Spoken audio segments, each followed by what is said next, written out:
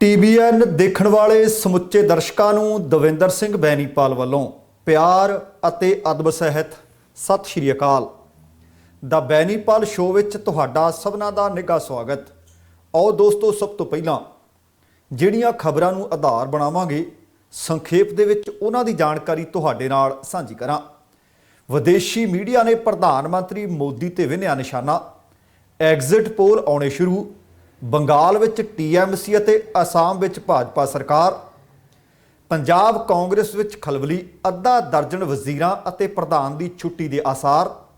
ਸਿੱਧੂ ਤੇ ਕੈਪਟਨ ਦੀ ਲੜਾਈ ਬਾਅਦ ਸਾਰੀਆਂ ਸਿਆਸੀ ਧਿਰਾਂ ਨੇ ਸਿੱਧੂ ਤੇ ਡੋਰੇ ਪਾਉਣੇ ਕੀਤੇ ਸ਼ੁਰੂ। ਬਲਵੀਰ ਸਿੰਘ ਰਾਜੇਵਾਲ ਨੇ ਭਾਜਪਾ ਨੂੰ ਦਿੱਤੀ ਚੇਤਾਵਨੀ ਅਤੇ ਕਈ ਹੋਰ ਖਬਰਾਂ। ਦੋਸਤੋ, ਇਹਨਾਂ ਖਬਰਾਂ ਨੂੰ ਆਧਾਰ ਬਣਾ ਕੇ ਅੱਜ ਦੇ ਪ੍ਰੋਗਰਾਮ ਦੌਰਾਨ ਵਿਸਥਾਰ ਨਾਲ ਜਾਣਕਾਰੀ ਅਤੇ ਟਿੱਪਣੀਆਂ ਸਾਂਝੀਆਂ ਕਰਾਂਗਾ। ਇਹਦੇ ਤੋਂ ਪਹਿਲਾਂ ਕਿ ਇਸ ਪਾਸੇ ਨੂੰ ਵਧਿਆ ਜਾਵੇ, ਤੁਹਾਨੂੰ ਸਭਨਾਂ ਨੂੰ ਬੇਨਤੀ ਹੈ ਕਿ ਜੇਕਰ ਹਾਲੇ ਤੱਕ ਤੁਸੀਂ ਆਪਣੇ ਇਸ ਚੈਨਲ ਨੂੰ ਸਬਸਕ੍ਰਾਈਬ ਨਹੀਂ ਕੀਤਾ ਤਾਂ ਕਿਰਪਾ ਕਰਕੇ ਸਬਸਕ੍ਰਾਈਬ ਕਰਕੇ ਨੋਟੀਫਿਕੇਸ਼ਨ ਵਾਲੀ ਘੰਟੀ ਜ਼ਰੂਰ ਔਨ ਕਰ ਲੈਣੀ।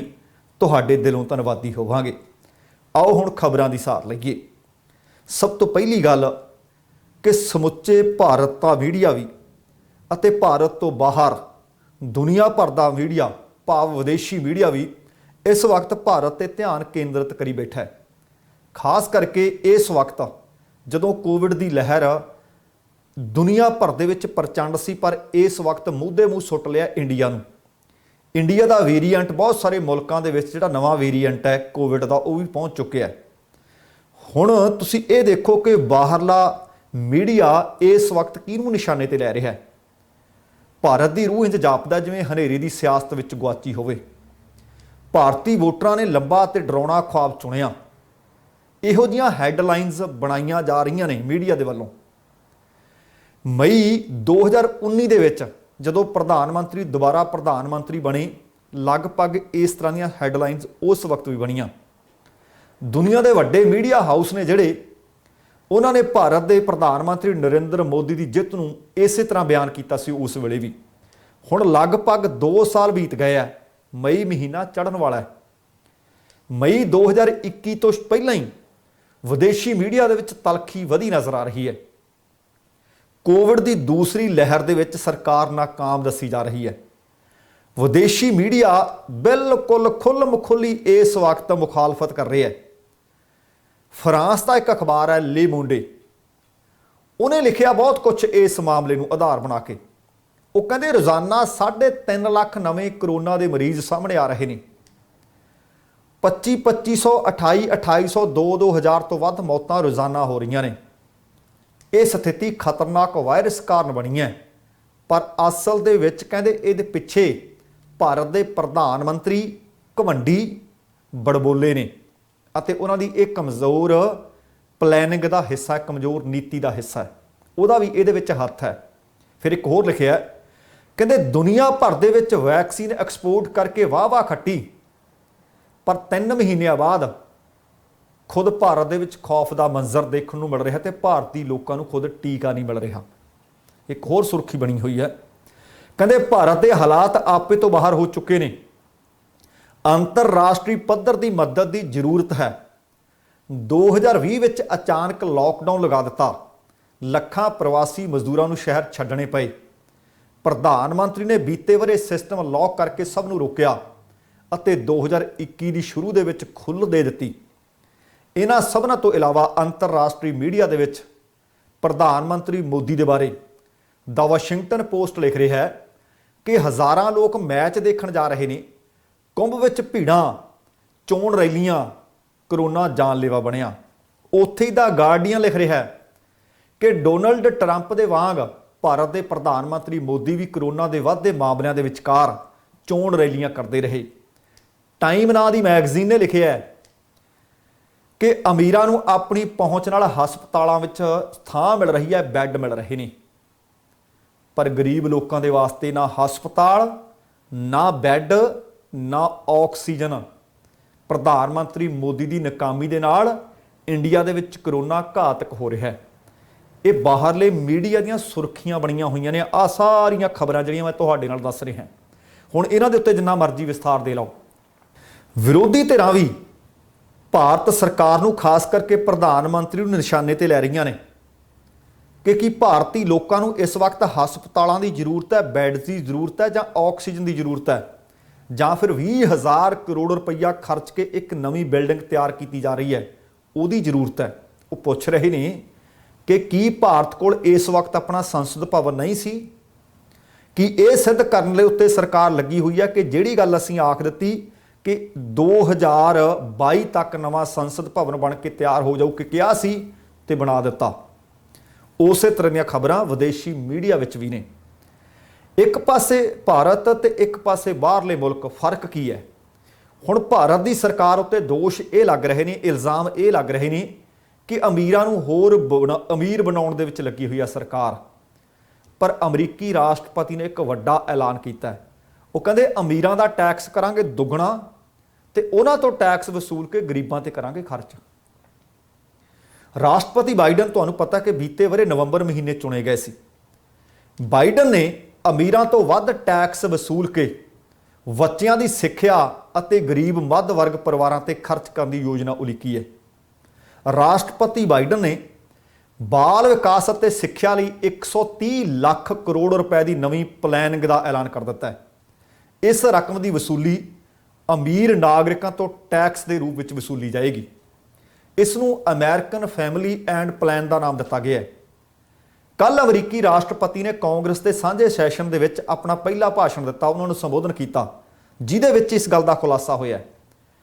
ਇਸ ਨਾਲ ਇੱਕ ਦਿਨ ਪਹਿਲਾਂ ਬਾਈਡਨ ਨੇ ਸਾਲਾਨਾ 75 ਲੱਖ ਰੁਪਏ ਤੋਂ ਉੱਪਰ ਆਮਦਨ ਵਾਲਿਆਂ ਤੇ ਲੱਗਣ ਵਾਲਾ ਟੈਕਸ 20% ਤੋਂ ਵਧਾ ਕੇ ਲਗਭਗ ਦੁੱਗਣਾ 39.6% ਕਰਨ ਦਾ ਐਲਾਨ ਕੀਤਾ ਸੀ। ਬਾਈਡਨ ਦੀ ਤਿਆਰੀ ਇਨਫਰਾਸਟ੍ਰਕਚਰ ਤੇ 165 ਲੱਖ ਕਰੋੜ ਰੁਪਏ, ਕਰੋਨਾ ਸਹਾਇਤਾ ਫੰਡ ਵਜੋਂ 142.5 ਲੱਖ ਕਰੋੜ ਰੁਪਏ ਖਰਚ ਕਰਨ ਦੀ ਹੈ। ਪਰ ਇਹ ਦੋਵੇਂ ਪ੍ਰਸਤਾਵ ਫਿਲਹਾਲ ਪੈਂਡਿੰਗ ਨੇ। ਵਾਈਟ ਹਾਊਸ ਦੀ ਸੀਨੀਅਰ ਸਲਾਹਕਾਰ ਅਨੀਤਾ ਨੇ ਇੱਕ ਲਿਖਤ ਬਿਆਨ ਵਿੱਚ ਦੱਸਿਆ ਕਿ ਰਾਸ਼ਟਰਪਤੀ ਬਾਈਡਨ ਮੰਨਦੇ ਨੇ ਕਿ ਅਮਰੀਕੀ ਟੈਕਸ ਵਿਵਸਥਾ ਟੁੱਟ ਚੁੱਕੀ ਹੈ, ਕਿਉਂਕਿ ਇੱਥੇ ਹੇਜ਼ ਫੰਡ ਮੈਨੇਜਰਾਂ ਹਜ਼ਾਰਾਂ ਕਰੋੜ ਰੁਪਏ ਦੀ ਕਮਾਈ ਤਾਂ ਕਰਦੇ ਹੈ, ਪਰ ਇਸ ਦੇ ਬਾਵਜੂਦ ਉਹ ਆਪਣੇ ਘਰ ਵਿੱਚ ਕੰਮ ਕਰਨ ਵਾਲੇ ਕਰਮਚਾਰੀਆਂ ਨੂੰ ਘੱਟ ਤੋਂ ਘੱਟ ਟੈਕਸ ਦਿੰਦੇ ਨੇ, ਤਨਖਾਹਾਂ ਵੀ ਘੱਟ ਦਿੰਦੇ ਨੇ। ਇਸ ਵਿਵਸਥਾ ਨੂੰ ਉਹ ਕਹਿੰਦੇ ਤੁਰੰਤ ਫੌਰੀ ਤੌਰ ਤੇ ਸੁਧਾਰਨ ਦੀ ਜ਼ਰੂਰਤ ਹੈ। ਇਸੇ ਵਾਸਤੇ ਰਾਸ਼ਟਰਪਤੀ ਬਾਈਡਨ ਇਹ ਨਵੇਂ ਕਦਮ ਚੁੱਕ ਰਹੇ ਨੇ ਤਾਂ ਜੋ ਨਵੀਂ ਟੈਕਸ ਵਿਵਸਥਾ ਦੇ ਵਿੱਚ ਜਨ ਕਲਿਆਣਕਾਰੀ ਪ੍ਰੋਗਰਾਮਾਂ ਨੂੰ ਲੋੜੀਂਦੀ ਸਰਕਾਰੀ ਗ੍ਰਾਂਟ ਦਿੱਤੀ ਜਾ ਸਕੇ, ਜਿਸ ਦੇ ਵਿੱਚ ਮੱਧ ਵਰਗੀ ਪਰਿਵਾਰਾਂ ਨੂੰ ਫਾਇਦਾ ਜ਼ਰੂਰ ਹੋਵੇ ਅਤੇ ਟੈਕਸ ਦਾ ਭਾਰ ਅਮੀਰ ਲੋਕਾਂ ਤੇ ਜ਼ਿਆਦਾ ਪਵੇ। ਮਾਹਿਰਾਂ ਦਾ ਮੰਨਣਾ ਹੈ ਕਿ ਇਸ ਯੋਜਨਾ ਤੋਂ 1 ਕਰੋੜ 70 ਲੱਖ ਗਰੀਬ ਕਾਮਿਆਂ ਅਤੇ ਲਗਭਗ 6.6 ਕਰੋੜ ਬੱਚਿਆਂ ਨੂੰ ਫਾਇਦਾ ਪਹੁੰਚੇਗਾ। ਹਾਲ ਹੀ ਵਿੱਚ ਕੁਝ ਸਰਵੇ ਇਹ ਵੀ ਦੱਸਦੇ ਹੈ ਕਿ ਅਮਰੀਕਾ ਵਿੱਚ ਵਧੇਰੇ ਲੋਕ ਕਾਰਪੋਰੇਟ ਟੈਕਸ ਅਤੇ ਕੈਪੀਟਲ ਗੇਨਜ਼ ਟੈਕਸ ਵਧਾਉਣ ਦੇ ਪੱਖ ਵਿੱਚ ਸਨ, ਖਾਸ ਤੌਰ ਤੇ ਉਹਨਾਂ ਲੋਕਾਂ ਤੇ ਜਿਹੜੇ 75 ਲੱਖ ਡਾਲਰ ਤੋਂ ਵੱਧ ਸਾਲਾਨਾ ਕਮਾਉਂਦੇ ਹੈ। ਕਾਂਗਰਸ ਭਾਵ ਅਮਰੀਕੀ ਸੰਸਦ ਦੇ ਵਿੱਚ ਇਹ ਪ੍ਰਸਤਾਵ ਆਸਾਨੀ ਨਾਲ ਪਾਸ ਹੋਵੇਗਾ ਜਾਂ ਨਹੀਂ, ਇਸ ਗੱਲ ਦੀ ਭਾਵੇਂ ਕੋਈ ਗਾਰੰਟੀ ਨਹੀਂ, ਪਰ ਬਾਈਡਨ ਨੇ ਆਪਣੀ ਕੀ ਮਨਸ਼ਾ ਉਹ ਦੱਸ ਦਿੱਤੀ ਹੈ। ਕਾਰਨ ਇਹ ਹੈ ਕਿ ਕਾਂਗਰਸ ਸੈਨੇਟ ਦੇ ਵਿੱਚ ਬਾਈਡਨ ਦੀ ਡੈਮੋਕ੍ਰੇਟਿਕ ਪਾਰਟੀ ਕੋਲ ਸਪਸ਼ਟ ਬਹੁਮਤ ਨਹੀਂ ਹੈ। ਹਾਲਾਂਕਿ ਉਪ ਰਾਸ਼ਟਰਪਤੀ ਕਮਲਾ ਹੈਰਿਸ ਜੋ ਸੈਨੇਟ ਦੇ ਮੁਖੀ ਵੀ ਹੈ, ਉਹਨਾਂ ਦਾ ਵੋਟ ਵੀਟੋ ਬਣ ਸਕਦਾ ਹੈ। ਦੱਸਣਾ ਬਣਦਾ ਕਿ ਰਾਸ਼ਟਰਪਤੀ ਬਾਈਡਨ ਨੇ ਰਾਸ਼ਟਰਪਤੀ ਬਣਨ ਦੇ 100 ਦਿਨ ਪੂਰੇ ਹੋਣ ਤੋਂ ਪਹਿਲਾਂ ਹੀ ਇਹ ਵੱਡਾ ਫੈਸਲਾ ਕਰ ਦਿੱਤਾ ਹੈ ਤੇ ਨਾਲ ਉਹਨਾਂ ਨੇ ਇਹ ਵੀ ਆਖਿਆ ਸੀ ਕਿ ਪਹਿਲੇ 100 ਦਿਨਾਂ ਦੇ ਵਿੱਚ 100 ਮਿਲੀਅਨ ਲੋਕਾਂ ਨੂੰ ਕਰੋਨਾ ਦੀ ਟੀਕੇ ਦੀ ਡੋਜ਼ ਮਿਲੇਗੀ, 94 ਦਿਨਾਂ 'ਚ ਪੂਰੀ ਕਰ ਦਿੱਤੀ। ਦੂਸਰੇ 100 ਦਿਨਾਂ ਦੇ ਵਿੱਚ ਉਹਨਾਂ ਨੇ ਫਿਰ ਕਿਹਾ ਕਿ 100 ਮਿਲੀਅਨ, ਉਹ ਵੀ ਆਪਣਾ ਕੀਤਾ ਵਾਅਦਾ ਉਹਨਾਂ ਨੇ ਨਿਭਾ ਦਿੱਤਾ, ਉਹ ਵੀ ਸਮੇਂ ਤੋਂ ਪਹਿਲਾਂ। ਸੋ ਜੇਕਰ ਕਿਸੇ ਚੁਣੇ ਹੋਏ ਵਿਅਕਤੀ ਨੇ, ਭਾਵੇਂ ਉਹ ਰਾਸ਼ਟਰਪਤੀ ਹੋਵੇ, ਪ੍ਰਧਾਨ ਮੰਤਰੀ ਹੋਵੇ, ਚੰਗੀਆਂ ਨੀਤੀਆਂ ਬਣਾ ਕੇ ਉਹਨਾਂ ਨੂੰ ਲਾਗੂ ਕਰਨਾ ਹੋਵੇ, ਉਹ ਕੀਤੀਆਂ ਜਾ ਸਕਦੀਆਂ ਨੇ, ਪਰ ਉਹਦੇ ਵਾਸਤੇ ਕੁਝ ਕਰਨ ਦੀ ਮਨ ਵਿੱਚ ਤਾਂ ਇੱਛਾ ਜ਼ਰੂਰ ਚਾਹੀਦੀ ਹੈ। ਹੁਣ 2 ਮਈ ਦਾ ਦਿਨ ਬਹੁਤ ਸਾਰੇ ਲੋਕਾਂ ਦੀਆਂ, ਉਮੀਦਵਾਰਾਂ ਦੀਆਂ ਧੜਕਣਾਂ, ਉਮੀਦਵਾਰਾਂ ਦੇ ਜਿਹੜੇ ਹਮਾਇਤੀ ਹੁੰਦੇ ਨੇ, ਸਹਾਇਤਾ ਕਰਨ ਵਾਲੇ ਲੋਕ ਹੁੰਦੇ ਨੇ, ਉਹਨਾਂ ਦੀਆਂ ਧੜਕਣਾਂ ਤੇਜ਼ ਹੋਈਆਂ ਪਈਆਂ ਨੇ, ਕਿਉਂਕਿ 5 ਸੂਬਿਆਂ ਦੇ ਵਿੱਚ ਚੋਣਾਂ ਮੁਕੰਮਲ ਹੋ ਚੁੱਕੀਆਂ ਨੇ।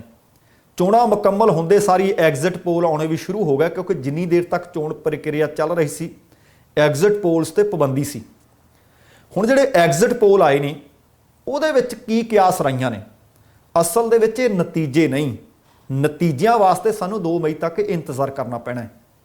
ਐਗਜ਼ਿਟ ਪੋਲ ਦੇ ਵਿੱਚ ਆਸਾਮ ਦੇ ਵਿੱਚ ਮੁੜ ਭਾਜਪਾ ਦੀ ਸਰਕਾਰ ਬਣੇਗੀ ਜਾਂ ਫਿਰ ਕਾਂਗਰਸ ਦੇ ਵਿੱਚ ਕੁਝ ਕਮਾਲ ਕਰਨੀਆਂ ਆਉਣ ਵਾਲੇ ਦਿਨਾਂ ਦੇ ਵਿੱਚ ਪੇਸ਼ੀਨ ਗੋਈਆਂ ਨੇ, ਇਹਦਾ ਅਧਿਕਾਰਤ ਐਲਾਨ ਤਾਂ ਹਾਲਾਂਕਿ 2 ਮਈ ਨੂੰ ਹੋਣਾ ਹੈ, ਪਰ ਅੱਜ ਐਗਜ਼ਿਟ ਪੋਲ ਨੇ ਆਪਣੇ ਨਤੀਜਿਆਂ ਦੇ ਕੁਝ ਇਸ਼ਾਰੇ ਜ਼ਰੂਰ ਕੀਤੇ ਹੈ।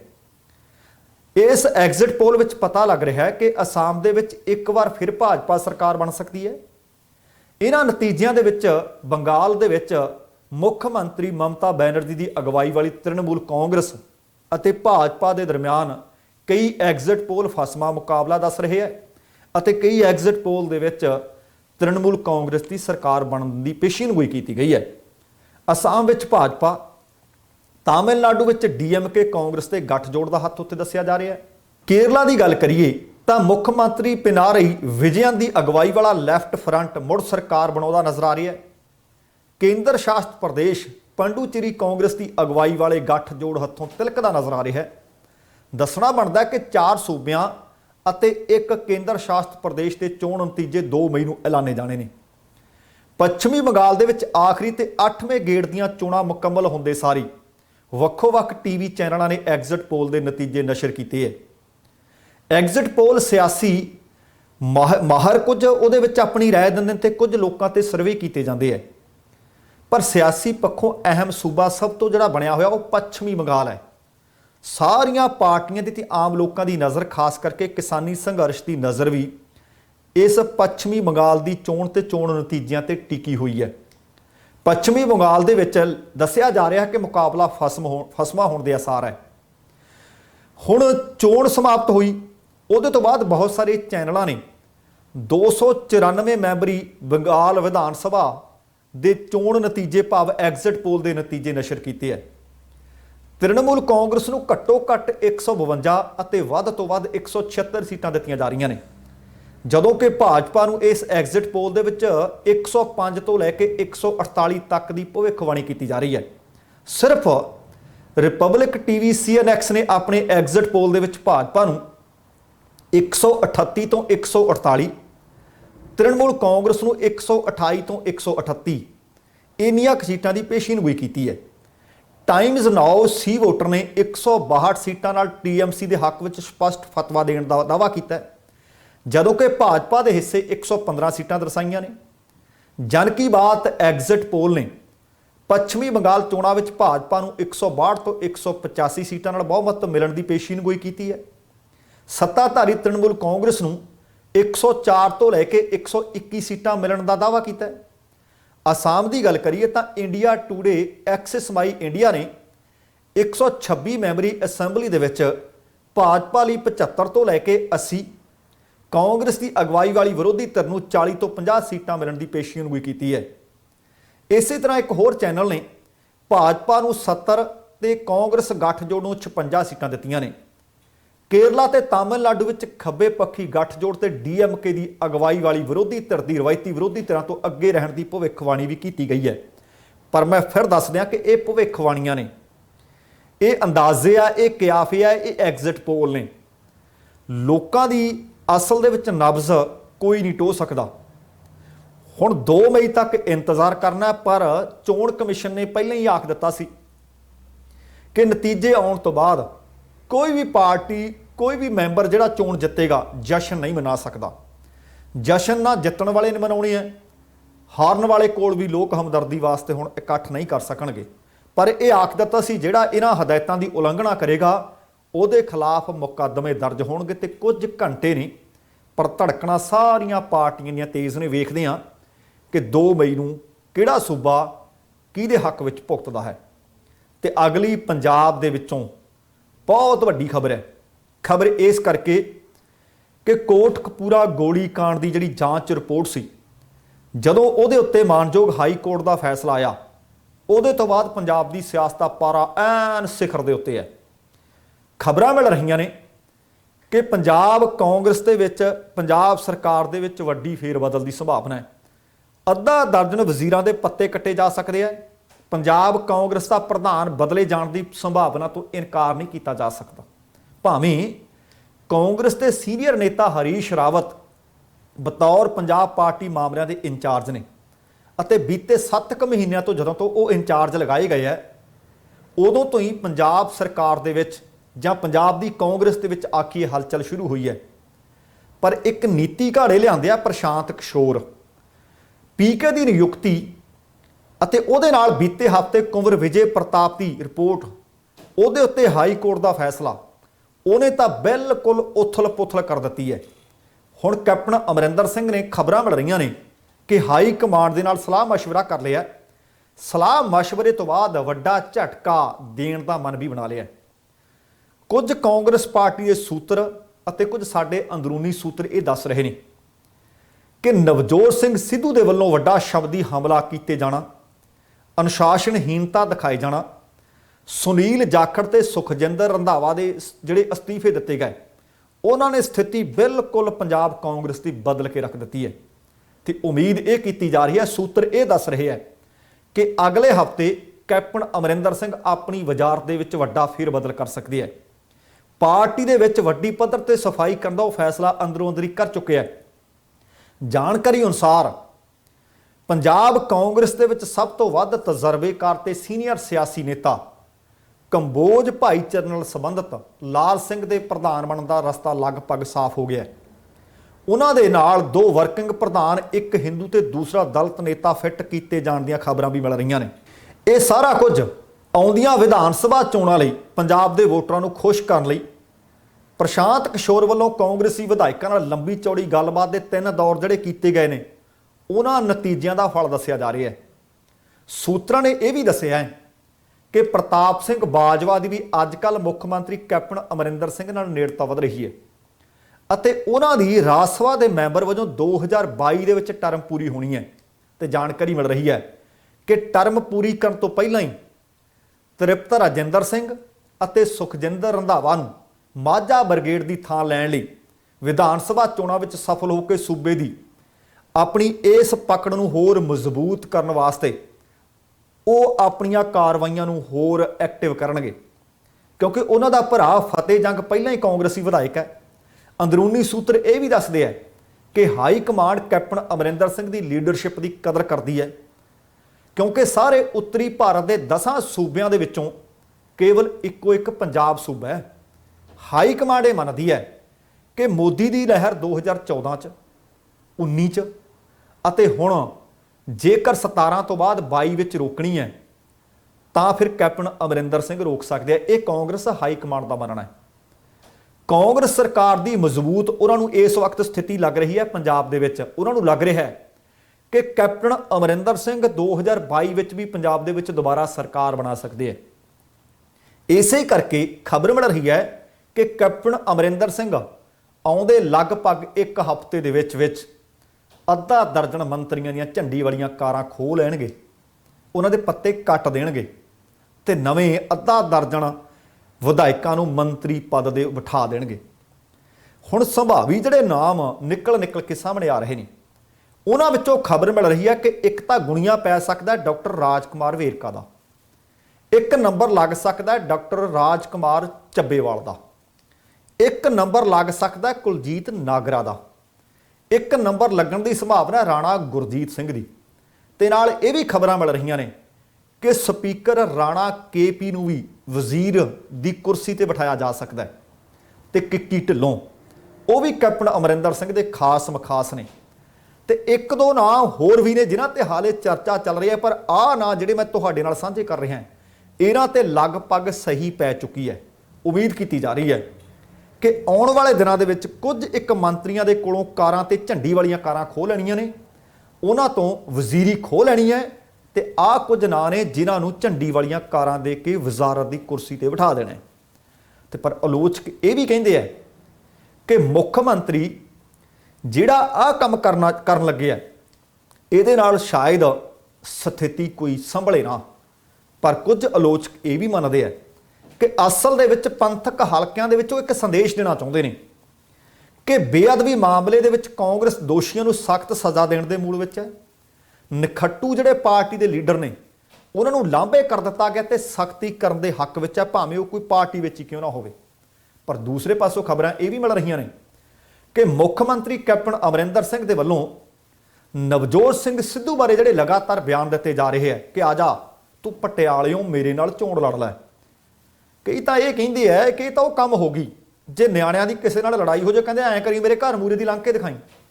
ਆਹ ਲਗਭਗ ਕਹਿੰਦੇ ਕੈਪਟਨ ਅਮਰਿੰਦਰ ਸਿੰਘ ਉਸੇ ਤਰ੍ਹਾਂ ਬਚਕਾਨਾ ਹਰਕਤਾਂ ਕਰ ਰਿਹਾ ਕਿ ਆ ਜਾ ਮੇਰੇ ਬਰਾਬਰ ਚੋਣ ਲੜ ਕੇ ਦਿਖਾ। ਜਦੋਂ ਕਿ ਪ੍ਰਗਟ ਸਿੰਘ ਨੇ ਆਖਿਆ ਸੀ ਕਿ ਚੋਣ ਲੜਨ ਵਾਲੀ ਤਾਂ ਕਹਾਣੀ ਕੋਈ ਨਹੀਂ। ਨਵਜੋਤ ਸਿੰਘ ਸਿੱਧੂ ਨੇ ਵੀ ਇਹੀ ਕਿਹਾ ਸੀ ਕਿ ਇਸ ਵਕਤ ਚੋਣ ਕਿਹਨੇ ਕਿੱਥੋਂ ਲੜਨੀ ਹੈ ਇਹ ਨਹੀਂ, ਲੋਕ ਸਾਨੂੰ ਪੁੱਛਦੇ ਆ ਕਿ ਤੁਸੀਂ ਵਾਅਦਾ ਕੀਤਾ ਸੀ। ਇਹ ਲਗਭਗ ਬਹੁਤ ਸਾਰੇ ਕਾਂਗਰਸੀ ਵਿਧਾਇਕਾਂ ਨੇ ਬੀਤੀ ਮੀਟਿੰਗ ਵਿੱਚ ਵੀ ਕਿਹਾ ਕਿ ਲੋਕ ਸਾਨੂੰ ਕਹਿੰਦੇ ਆ ਕਿ ਫਿਕਸ ਮੈਚ ਹੋ ਚੁੱਕਿਆ ਹੈ, ਲੋਕ ਸਾਡੇ ਤੋਂ ਜਵਾਬ ਮੰਗਦੇ ਆ ਤੇ ਲੋਕਾਂ ਨਾਲ ਵਾਅਦਾ ਕੀਤਾ ਸੀ। ਪਰ ਜਦੋਂ ਹੁਣ ਆਪਸ ਦੇ ਵਿੱਚ ਲੜਾਈ ਚੱਲ ਪਈ, ਬਿਆਨ ਇੱਕ ਦੂਸਰੇ ਦੇ ਵਿਰੋਧ ਦੇ ਵਿੱਚ ਆਉਣ ਲੱਗ ਪਏ ਤੇ ਵਿਰੋਧੀ ਪਾਰਟੀਆਂ ਸਰਗਰਮ ਹੋ ਗਈਆਂ ਨੇ। ਵਿਰੋਧੀ ਪਾਰਟੀਆਂ ਸਾਰੀਆਂ ਇਸ ਵਕਤ ਨਵਜੋਤ ਸਿੰਘ ਸਿੱਧੂ ਦੇ ਦੁਆਲੇ ਘੁੰਮ ਰਹੀਆਂ ਨੇ ਤੇ ਸਿੱਧੂ ਤੇ ਕੈਪਟਨ ਖੁੱਲ੍ਹ ਖੁੱਲੇ ਇੱਕ ਦੂਸਰੇ ਦੇ ਆਮੋ ਸਾਹਮਣੇ ਹੈ ਤੇ ਕਾਂਗਰਸ ਦੇ ਅੰਦਰ ਵੀ ਨਵੇਂ ਸਮੀਕਰਨ ਬਣਨੇ ਸ਼ੁਰੂ ਹੋ ਗਏ ਆ। ਹੁਣ ਕੁਝ ਇੱਕ ਤਾਂ ਖੁਸ਼ ਹੋਣਗੇ ਜਿਨ੍ਹਾਂ ਨੂੰ ਝੰਡੀ ਵਾਲੀਆਂ ਕਾਰਾਂ ਮਿਲਣੀਆਂ ਨੇ, ਪਰ ਜਿਨ੍ਹਾਂ ਤੋਂ ਖੋਣੀਆਂ ਨੇ ਨਾ ਉਹਨਾਂ ਨੇ ਨਾਰਾਜ਼ ਲਾਜ਼ਮੀ ਤੌਰ ਤੇ ਹੋਣਾ ਹੈ।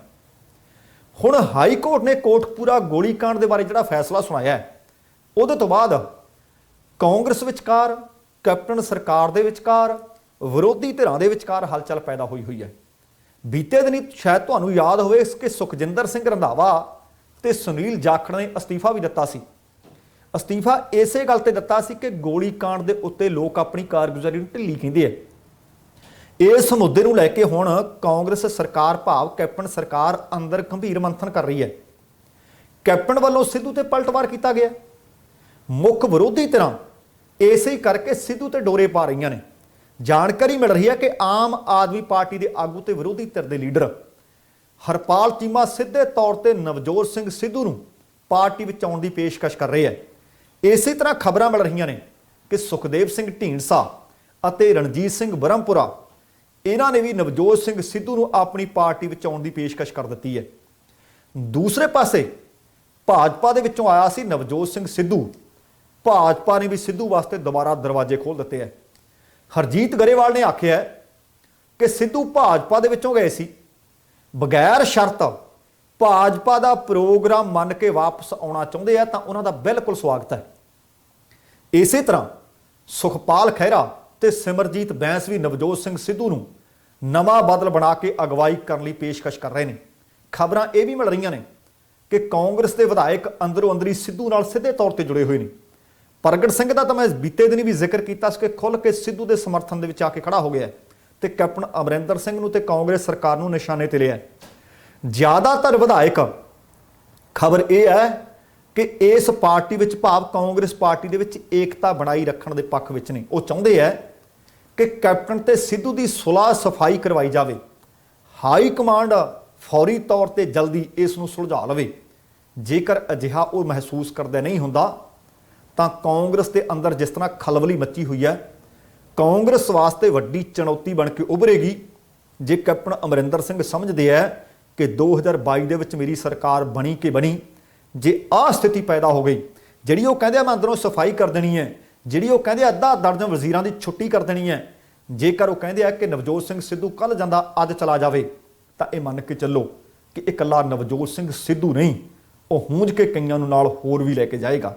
ਹੁਣ ਵੇਖਦੇ ਹਾਂ ਕਿ ਹਾਈ ਕਮਾਂਡ ਕੋਈ ਦਖਲ ਦਿੰਦੀ ਹੈ, ਹਰੀਸ਼ ਰਾਵਤ ਜਾਗ ਚੋਂ ਉੱਠਦੇ ਆ ਜਾਂ ਫਿਰ ਮਾਮਲਾ ਹਾਲੇ ਹੋਰ ਵਿਗੜੇਗਾ। ਅਗਲੀ ਖਬਰ ਹੈ ਸੰਯੁਕਤ ਕਿਸਾਨ ਮੋਰਚਾ ਦੇ ਕੁਝ ਆਗੂਆਂ ਨਾਲ ਸੰਬੰਧਿਤ।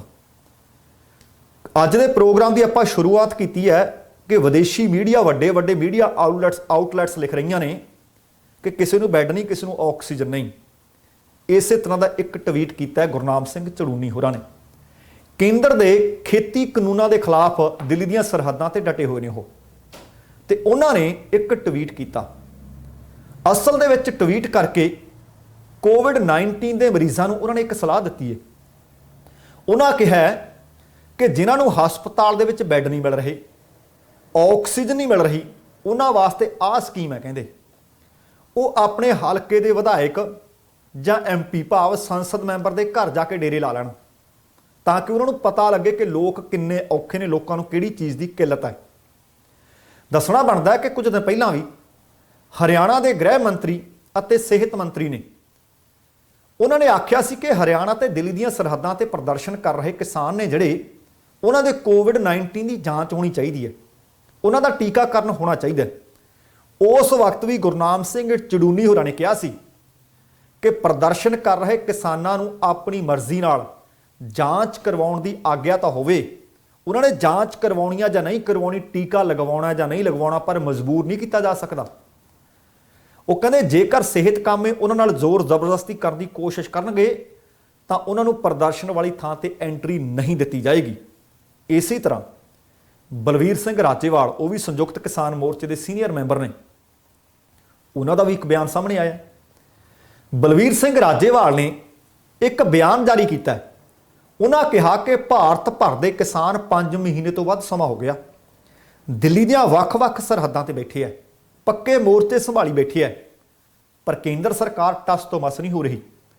ਉਹਨਾਂ ਸਾਹਿਬ ਸ੍ਰੀ ਗੁਰੂ ਤੇਗ ਬਹਾਦਰ ਸਾਹਿਬ ਦੇ 400 ਸਾਲਾ ਪ੍ਰਕਾਸ਼ ਦਿਹਾੜੇ ਦੇ ਜਿਹੜੇ ਸਮਾਗਮ ਚੱਲ ਰਹੇ ਨੇ, ਇਸ ਸਮਾਗਮਾਂ ਦੇ ਉੱਤੇ ਮੋਦੀ ਸਰਕਾਰ ਨੂੰ ਇੱਕ ਯਾਦ ਦਵਾਈ ਹੈ ਕਿ ਸਾਡੇ ਗੁਰੂ ਜੀ ਨੇ ਤਿਲਕ ਜੰਜੂ ਦੀ ਰਾਖੀ ਕਰਕੇ ਹਿੰਦੀ ਚਾਦਰ ਅਖਵਾਇਆ ਸੀ। ਇਹ ਪੰਜਾਬ ਵਿੱਚ ਵਸਦੇ ਸਿੱਖ ਭਾਈਚਾਰੇ ਨੂੰ ਆਪਣੇ ਫਰਜ਼ਾਂ ਪ੍ਰਤੀ ਸੁਚੇਤ ਕਰਦਾ ਹੈ, ਪਰ ਇਸ ਦਾ ਅਰਥ ਇਹ ਵੀ ਨਹੀਂ ਕਿ ਮੋਦੀ ਸਰਕਾਰ ਗੁਰੂ ਜੀ ਦੇ ਪੈਰੋਕਾਰਾਂ ਨੂੰ ਲੰਬਾ ਸਮਾਂ ਸੜਕਾਂ ਉੱਤੇ ਰੋਲੀ ਜਾਵੇ। ਸੜਕਾਂ ਉੱਤੇ ਅਸੀਂ ਰੁਲ ਰਹੇ ਹਾਂ ਤੇ ਮੋਦੀ ਸਰਕਾਰ ਦੀ ਅੱਖ ਨਹੀਂ ਖੁੱਲ ਰਹੀ। ਉਹਨਾਂ ਸਰਕਾਰ ਨੂੰ ਚੇਤਾਵਨੀ ਦਿੱਤੀ ਹੈ ਕਿ ਜੇ ਉਹਨੇ ਆਪਣੇ ਬਣਾਏ 3 ਕਿਸਾਨ ਵਿਰੋਧੀ ਕਾਨੂੰਨ ਵਾਪਸ ਨਾ ਲਏ ਤਾਂ ਪੰਜਾਬ ਅਤੇ ਹਰਿਆਣੇ ਵਾਂਗ ਸਾਰੇ ਮੁਲਕ ਵਿੱਚ ਭਾਜਪਾ ਵਿਧਾਇਕਾਂ, ਸੰਸਦ ਮੈਂਬਰਾਂ ਅਤੇ ਭਾਜਪਾ ਆਗੂਆਂ ਦਾ ਵਿਰੋਧ ਸ਼ੁਰੂ ਕੀਤਾ ਜਾ ਸਕਦਾ ਹੈ। ਉਹਨਾਂ ਕਿਹਾ ਕਿ ਇਸ ਵੇਲੇ ਪੰਜਾਬ ਦੀਆਂ ਮੰਡੀਆਂ ਵਿੱਚ ਕਣਕ ਦੀ ਖਰੀਦ ਵਿੱਚ ਕਿਸਾਨਾਂ ਨੂੰ ਖੱਜਲ ਖੁਆਰ ਜਾਣਬੁੱਝ ਕੇ ਕੀਤਾ ਜਾ ਰਿਹਾ ਹੈ। ਕਿਤੇ ਬਾਰਦਾਨਾ ਨਹੀਂ, ਕਿਤੇ ਮੰਡੀਆਂ ਦੇ ਵਿੱਚੋਂ ਲਿਫਟਿੰਗ ਨਹੀਂ ਹੋ ਰਹੀ। ਕਹਿੰਦੇ ਬਾਹਰਲੇ ਰਾਜਾਂ ਤੋਂ ਕਣਕ ਵੱਡੀ ਮਾਤਰਾ ਵਿੱਚ ਪੰਜਾਬ ਦੇ ਵਿੱਚ ਆ ਕੇ ਧੜਾ ਧੜ ਵਿਕ ਰਹੀ ਹੈ। ਨਤੀਜੇ ਵਜੋਂ ਕਿਸਾਨਾਂ ਦੇ ਵਿੱਚ ਨਿਰਾਸ਼ਤਾ ਫੈਲੀ ਹੋਈ ਹੈ। ਪਿੰਡਾਂ ਦੇ ਵਿੱਚੋਂ ਰੇਹੜਿਆਂ ਵਾਲੇ ਅਤੇ ਛੋਟੇ ਵਪਾਰੀ ਇਸ ਸਥਿਤੀ ਦਾ ਲਾਭ ਉਠਾ ਰਹੇ ਹੈ। ਕਿਸਾਨ ਸੋਚਦਾ ਕਿ 15-15 17-17 ਦਿਨ ਬੈਠੇ ਮੰਡੀਆਂ 'ਚ ਹੋ ਗਏ ਹੈ, ਕਣਕ ਭੇਜੀ ਜਾ ਰਹੀ ਹੈ, ਇਸ ਕਰਕੇ ਕਿਉਂ ਨਾ ਜੇਕਰ ਪਿੰਡ ਵਿੱਚ ਕੋਈ ਛੋਟਾ ਵਪਾਰੀ ਆਉਂਦਾ ਉਹਨੂੰ ਕਿਉਂ ਨਾ ਵੇਚ ਦਈਏ। ਉਹ ਕਹਿੰਦੇ ਪਿੰਡ ਵਿੱਚ ਛੋਟੇ ਵਪਾਰੀ 1700 ਰੁਪਏ ਪ੍ਰਤੀ ਕੁਇੰਟਲ ਉਹਨਾਂ ਦੀ ਕਣਕ ਖਰੀਦ ਰਹੇ ਹੈ, ਜੋ ਕਿ MSP ਤੋਂ ਘੱਟ ਹੈ। ਉਹ ਕਹਿੰਦੇ ਜਿਸ ਦਿਨ ਕਣਕ ਦੀ ਸਰਕਾਰੀ ਖਰੀਦ ਬੰਦ ਹੋ ਗਈ ਤਾਂ ਕਣਕ, ਯਾਦ ਰੱਖਿਓ, 1500 ਰੁਪਏ ਨੂੰ ਵੀ 1500 ਰੁਪਏ ਨੂੰ ਵੀ ਨਹੀਂ ਵਿਕਣੀ। ਉਹਨਾਂ ਕਿਹਾ ਕਿ ਅਸਲ ਵਿੱਚ ਦਿੱਲੀ ਦੀਆਂ ਬਰੂਹਾਂ ਉੱਤੇ ਚੱਲਦਾ ਧਰਨਾ ਹੀ ਹੈ, ਜਿਹਦੇ ਕਾਰਨ ਕੇਂਦਰ ਦੇ ਬਣਾਏ ਕਾਨੂੰਨ ਜੇ ਲਾਗੂ ਹੋ ਗਏ ਤਾਂ ਪੰਜਾਬ ਦੇ ਵਿੱਚ ਜਿਹੜੀ 135 ਲੱਖ ਟਨ ਕਣਕ, 185 ਲੱਖ ਟਨ ਝੋਨਾ ਪੈਦਾ ਹੁੰਦਾ ਹੈ, ਉਹ ਬਿਹਾਰ ਦੇ ਵਾਂਗ ਲੋਕ 900 ਰੁਪਏ ਦੇ ਹਿਸਾਬ ਦੇ ਨਾਲ ਵੇਚਣ ਵਾਸਤੇ ਮਜਬੂਰ ਹੋ ਜਾਣਗੇ। ਉਹ ਕਹਿੰਦੇ ਕਿਤੇ ਇਹ ਨਾ ਹੋਵੇ ਕਿ 900 ਰੁਪਇਆ ਫ੍ਰੀ ਕੁਇੰਟਲ ਵੀ ਸਾਨੂੰ ਨਾ ਮਿਲੇ।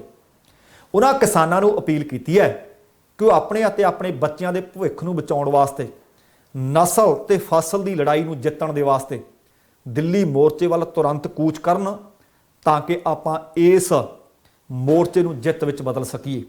ਸੋ ਦੋਸਤੋ, ਇਹ ਅੱਜ ਦਾ ਪ੍ਰੋਗਰਾਮ ਸੀ। ਉਮੀਦ ਕਰ ਰਹੇ ਹਾਂ ਕਿ ਤੁਹਾਨੂੰ ਚੰਗਾ ਲੱਗਿਆ ਹੋਵੇਗਾ। ਜੇਕਰ ਚੰਗਾ ਲੱਗਿਆ ਕਿਰਪਾ ਕਰਕੇ ਲਾਈਕ ਵੀ ਕਰ ਦਿਓ ਤੇ ਸ਼ੇਅਰ ਵੀ ਕਰ ਲਿਓ। ਤੇ ਜੇਕਰ ਹਾਲੇ ਤੱਕ ਤੁਸੀਂ ਆਪਣੇ ਇਸ ਚੈਨਲ ਨੂੰ ਸਬਸਕ੍ਰਾਈਬ ਨਹੀਂ ਕੀਤਾ ਤਾਂ ਕਿਰਪਾ ਕਰਕੇ ਸਬਸਕ੍ਰਾਈਬ ਕਰਕੇ ਨੋਟੀਫਿਕੇਸ਼ਨ ਵਾਲੀ ਘੰਟੀ ਜ਼ਰੂਰ ਔਨ ਕਰ ਲੈਣੀ। ਤੁਹਾਡੇ ਦਿਲੋਂ ਧੰਨਵਾਦੀ ਹੋਵਾਂਗੇ। ਤੇ ਹੁਣ ਸਮਾਂ ਸਮਾਪਤ ਹੈ।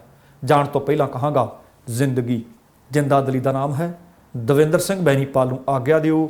ਸਤਿ ਸ਼੍ਰੀ ਅਕਾਲ ਤੇ ਰੱਬ ਰਾਖਾ।